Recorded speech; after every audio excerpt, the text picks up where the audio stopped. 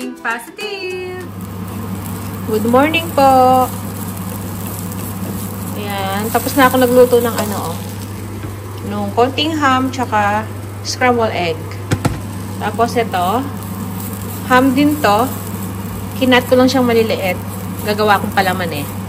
Nalagay natin sa mayonnaise. So, yan. Okay na to.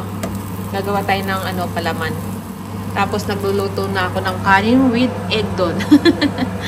Para dito sa ating dagdag sa adobo natin. Yung boiled egg. Kasi yan, late ako nagising. Kaya buti na lang may tira pang adobo. Dadagdagan na lang natin ng itlog. Ayan, mabilis. Doon ako nagsaing kasi matagal pag doon sa rice cooker. Dahil nga late tayo nagising. Nag-alarm ako pero hindi ko narinig. Napasarap pa tayong tulog ko. So yan, gawa tayo ng palaman.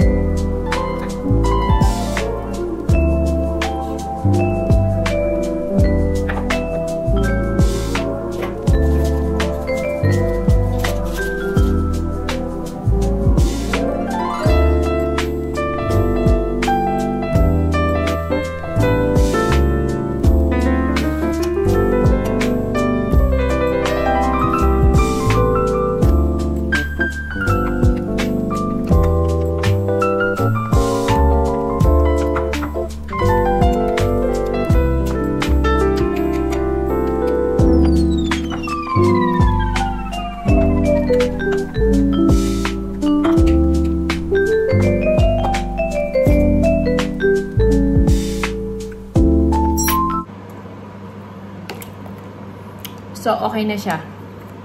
Lagyan natin ng konting sugar kasi magbalanse yung alat tsaka yung asin.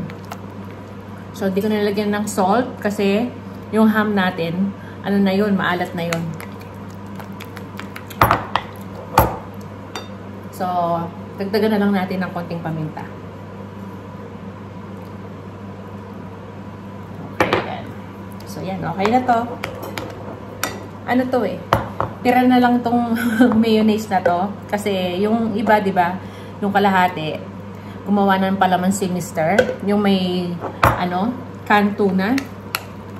So, ako ito naman. Yung kalahati, nilagyan ko ng ham. Para, naubusan na kasi sila ng palaman. Ayan. Kaya, ito na lang. Mas mabilis kasi meron naman tayong ham. So, yan. Okay na siya. Lalagay na lang natin sa isang lagay. So, dito na lang natin ilalagay. Para pag ipipridge na lang natin. Madali na lang silang kumuha. May pandesal pa naman kami dyan eh. Pero kung alam nyo kung marami to, isang buong ganito, dito ko siya ilalagay. Kaya lang konti na lang naman to. So, yan. Dito na lang natin. At si Mr. niya kukuha dito. Lalagay niya doon sa maliit na lagayan niya. Tapos babaunin niya. Yan. At least nakagawa tayo ng palaman. Kala ko sana talaga kung walang ham, egg. Yan. Gagawa ko yung lang, egg. Tapos mayonnaise. Tapos may cheese. Yun lang. Kaya lang may ham naman eh. Pwede naman pagsamahin nyo, egg, boiled egg, tapos ham. Pero hindi na. Ito na lang. So, yun. Yun ang ating palaman. Okay na. So, yun. Balik tayo. Mamaya na ako mag-almusal. Nakapaglinis na tayo. Nakapaghugas na ako ng mga pinaggamitan dyan. So, drain lang natin. Ngayon, nakita ko na namang itong aking exhaust fan dito. Medyo marumi na naman siya. Kakalinis ko lang nung diba? Last week ba yun? Nung isang araw. Mabilis magdumi yung exhaust fan. Yung screen ng exhaust fan ba? So, habang nagpupunas ako, napansin ko. So, ibabad ko uli ngayon. para matuyo ka agad. Tanggalin natin. Yan. Lagay natin dito. Lagyan natin nung yung pang dishwashing liquid. Pang grease naman kasi yan. So, madali lang siyang malinis. Lagyan natin ito. Babad ko muna, tapos balikan ko mamaya. I-brush natin. Ano siya, alam mo yun, pag pinabayaan mo to, malagkit, didikit na yung yung mantika. Kaya, gusto ko, pag ganyan, chinecheck ko lagi. Ayan, nakababad na. So, bala ko maglaba ngayon. Maglaba ng mga kumot namin. Si Bunso tulog pa hindi ko makukuha yung kanyang mga sapin. Mamaya-maya. So, unahin ko muna yun sa amin ni Mister. Mga kumot tsaka sapin. So, yun. Iniisip ko kung magdidilig ako Hindi pa ako lumalabas. Madiligan yung mga talbos ng kamote natin. Tsaka yung mga bagong tanim natin. Kailangan nating diligan. Ayun Maganda yung weather ngayon. Medyo mahangin na. May araw. So, yan. Salang ko muna yung aking labahan. Tapos, maliligo pa pala ako. Hindi pa ako nakaligo kagabi. So, yan. Balikan kayo mamaya.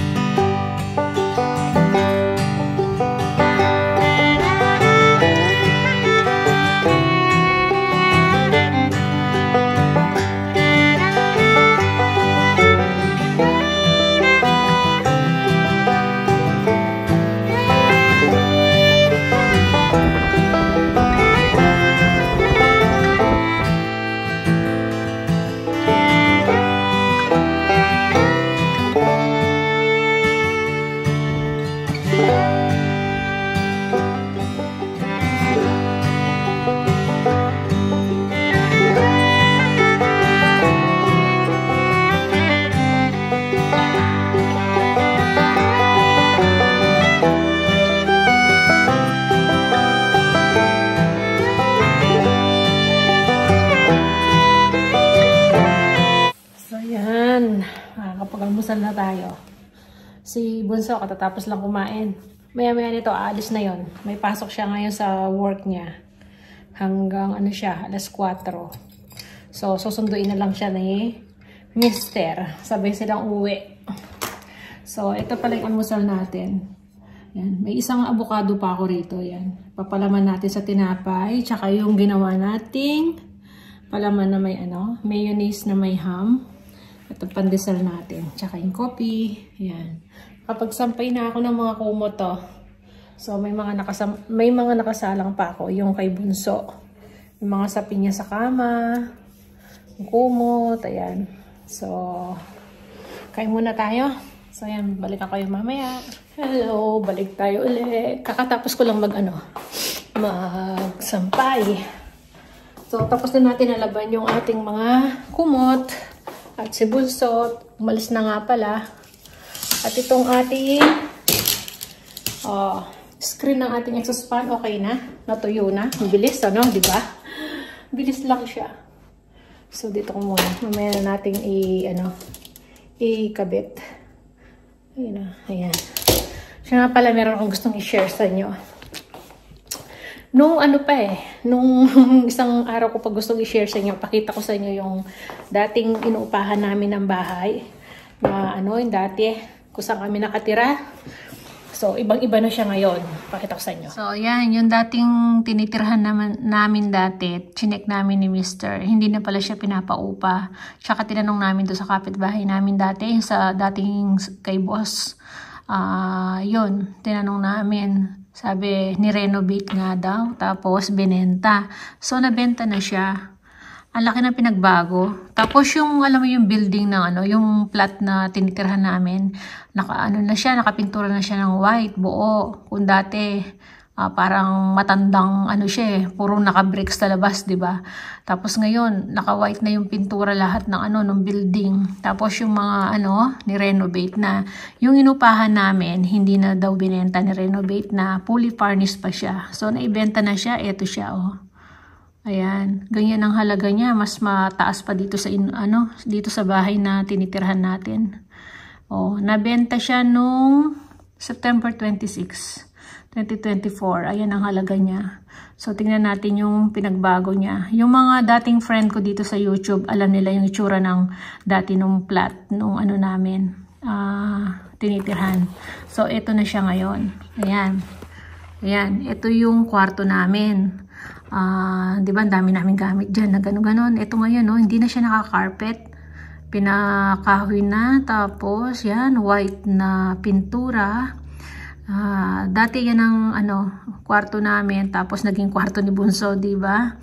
Tapos, yung isa, ito, yung sa salas namin. Ayan, kung makikita nyo yan. Ito, dati, dito yung table din namin, round table. Ayun, yung dinala namin table na yan. Ayan. Yan ang gamit namin. So, dyan din nakakabit. Tapos, dito yung rep. Ngayon, hindi na, oh. Binago na, oh. Gusto ko yung kusina nila. Gusto kong pagaya dun sa kusina namin sa Pinas. Kasi kahit maliit lang siya. Ayan, oh, ang ganda. Tapos, yung salas, ayan. Lahat yan pinakahoy na nila. Dati, carpet yan, eh. O, diba? Tapos, ayan o. Natatandaan nyo ba yan? Yung kusina namin. Yan, yung exhaust fan. Yung may view kami dito. Diba? Dito yung kalan namin. Diyan ako nagluluto. Ngayon, di na. Nilipat na dun, o. Pinagawa na nila. So, yung White House na ang may kasi yan. May kumuha. So, binenta na nila. Pinagawa nila, no? Tapos, wala man dating cabinet yan. Mga grados lang yung nakalagay dyan. Ngayon na pinalagyan na, diba? Ganda niya. Cute na cute yung kusina niya. Oh, tapos ayan ang salas, diba? Dito yung palabas namin. Doon yung doon yung may hagdanan din, papuntang 3rd floor. Tapos yan yung alfresco namin dyan. Oh, yan, oh. Ayan, ganyan yung salas namin dati. Pero hindi pa ganyan ang itsura. Ayan, fully furnished na nung binenta pala daw yan. Kaya nabenta naman, no? Ang ganda, no? No, pinabago na yung hindi na carpet. Ayan, no? Pero itong table, dito rin kinabit yung, yung table nila, no? Ganun na ganun din yung sa amin. Ayan, no? Tapos, meron na siyang harang dito. Ayan, ang ganda ng design. Gustong-gusto ko siya. Sabi ko nga, pinabago. Ayan o, tingnan nyo o. May cabinet na doon. O, diba? Ang cute ng kusina niya. Gusto ko talaga siya. So, ayan o. Dito, cabinet na rin siya o. Kung dati, lutuan dito eh. Dito na lang. Induction, no? Yung kanyang lutuan. O, tapos may exhaust fan pa rin siya doon. Dati, ito lang yung exhaust fan namin. Ayan, pinabago pati yung gripo. Yan, ang cute ng kusina nila. Ito yung view ko dito. O, natatandaan ko mga yan. Ayan. O, ayan yung natin. Pag dito ka sa kusina, ang tanaw mo doon, yung mga alfresco, yan, dito yung salas natin. Diba, natatandaan nyo pa yung pintuan namin yan. Ayan, nakapintura na siya. O, laki ng pinagbago. O, ayan. Diba? Ang ganda na, o. Kaya yung mga dati kong kaibigan dyan, alam nyo na. Ayan, laki na pinagbago. Ito, yung kwarto nga namin. Ayan, dito naman yung view niya, diba? Oh. Ayan, kwarto namin yan. Ayan ang kwarto ni panganay, kung matatandaan nyo. Dati punong-puno siya mga laruan dyan, mga diba? Collection niya. Ayan yung hagdanan, papuntang 3rd floor. So, yan. Ang ganda. Ito, maganda rin yung kanyang yung sa laundry. Siya may diba, pagpasok mo rito sa likod namin, dito ako naglalaba. May maliit na sink dito, tapos salamin. Ngayon, iba na yung salamin, o. O, diba? Ganda, o. Dito siguro yung, niya, washing machine ilalagay. So, fully furnished na talaga, tapos pinabago yung pintura, tapos may design na. Ito yung shower room nila, oh. Disalamin na siya, oh. Katulad nung, ano natin dito, shower room. Tapos, pinatiles na hanggang taas. Kasi may problema din yung, ano na yan, eh. Dati may bathtub yan. Bali, nireklamo na namin na medyo naglilik yung tubig. So, ngayon yan, oh. Nagawa na nila. Ito yung pintuan papuntang, papasok. So, yan, diba? Ang ganda na. Dati, dito yung washing machine ko. Mga sapatos dito. Ayan, o. Laki ng pinagbago. Diba? Ayan, o. Palabas to. Pero yung bintana, yun pa rin. Ayan, ganyan pa rin ang style. Pininturahan na lang. O, yan, yung sa labas. So, diba? No? Dito yung mga tanim ko dati. Tatandaan nyo ba? Dito ako nagtatanim. Yung mga paso-paso ko. Yan, sa labas yan. Oh, yan, no? Hindi na siya naka-carpet, no? So, yan. Yan. Ito yung veranda, yung alfresco natin. Yung mga kapitbahay natin dyan. Ayan, no? Ganda na niya talaga. Laki na pinagbago. O, diba? So, yun. Yan lang, o. Diba, no? Ang ganda na. So, yun. Nakaka-amaze, no? Ang ganda. Kaya sabi kong gano'n, gusto ko siyang kapag nagkaroon kami ng pera ni Mr. Sabi ko, paggawa ko yung sa kusina namin sa Pinas. Kasi yung kusina namin, hindi pa namin na paayos yun eh. Dati pa rin. Yung mga tiles hindi pa napalitan. No? Yung mga luma pa rin yun. Basag-basag na. Tsaka yung sa sink namin, gano'n. So, pag may tayo, extra budget, paunti-unti mapagawa natin. Yun. So, yun lang muna yung vlog natin. I-share ko sa inyo yung So, maya-maya kakain na ako. Ako lang mag-isa rito. At least makapag-relax na kasi Thursday ngayon, kahapon, natapos ko yung pagde-deliver. So, minessage na nga ako ng IBE. Yung payment daw na late. Pero binayaran na ako kahapon. So, okay na. So, yung muna yung vlog natin. Maraming salamat. Kita-kita na lang tayo sa masunod na video. See ya!